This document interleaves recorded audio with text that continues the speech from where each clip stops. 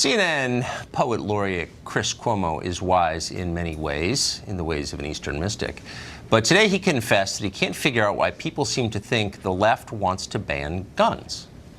You got the President of the United States this morning tweeting that the Second Amendment will never be repealed. We must have more Who's calling for a repeal of the Second Amendment?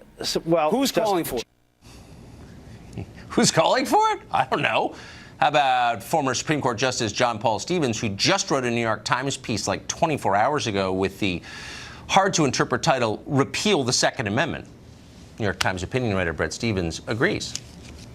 You are not going to get a handle on the problem of America's gun culture while there is a constitutional right to own a weapon. Most of the gun crime, by the way, in the country isn't done with AR-15s or the assault weapons that I suspect both of us would like to see banned. They're done with handguns. Until you at least address that constitutional principle that there is a right to bear an arm, you will not deal with the problem that we have. Even 2 years ago, Rolling Stone magazine called for repealing the Second Amendment.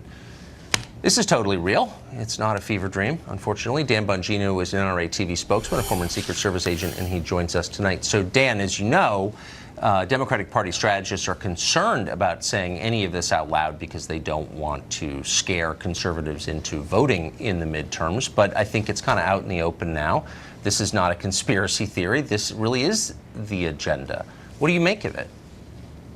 Well, Tucker, a couple things here. Number one, let me tell you something, Democrats. If you're going to go for repeal of the Second Amendment, you know what? Go for it. Good luck. Because in the 1994 midterms, after the Clinton, quote, assault weapons ban, we still can't really figure out what an assault weapon is, by the way, because liberals change the definition if they even have one every day. The Democrats lost, Tucker, 53 seats in rural portions of America. Yeah. So good luck with that. Knock yourselves out, folks, on that one. But here's the problem I see, Tucker. You know, I read an interesting op-ed piece today, and I'm getting a lot of feedback from my audience on this issue as well. The problem with liberals like Chris Cuomo and others is they don't understand us, Tucker. You know, liberalism's easy to understand, Tucker. It's everywhere. It's on TV, it's in the media, it's in academia. We're surrounded by it. It's the de facto default set normal position for society. To actually understand conservatives and why gun owners would want to own a gun to defend themselves and their families, you have to do some darn hard work.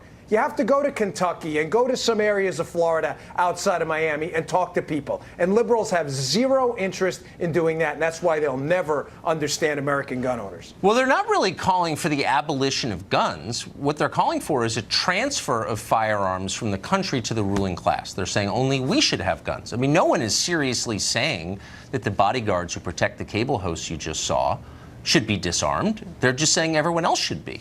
It's a power transfer. It's absolutely a power transfer. And, you know, one of the things that's frequently cited with the founders is their obvious fight against the king, the monarchy, and against tyranny, which led to the Second Amendment. But another thing, if you read a lot of the Federalist Papers, Tucker, is you can sense a theme in here of what they wanted was they wanted a sense of individuality. They didn't want the people to have to depend exclusively, to be surgically attached to the government for the one thing that matters more than anything, Tucker: safety and security. They didn't want that. They wanted people to have an independent spirit. And this is what I believe, not all Democrats, because some are just naive and are just, frankly, being useful idiots on this, but the radical left entirely understands that this isn't about guns, it's about power. It's about removing that symbol of individuality, removing financial power, the power over your own security from people's lives. This is bigger than just firearms, and I wish people on our side, you know, these so-called moderate Republicans, would get hip to this quick, that this is a bigger agenda for the radical left.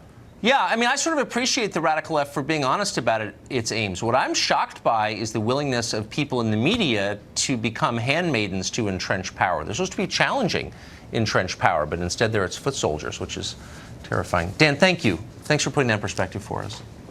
Yes, sir. See you soon.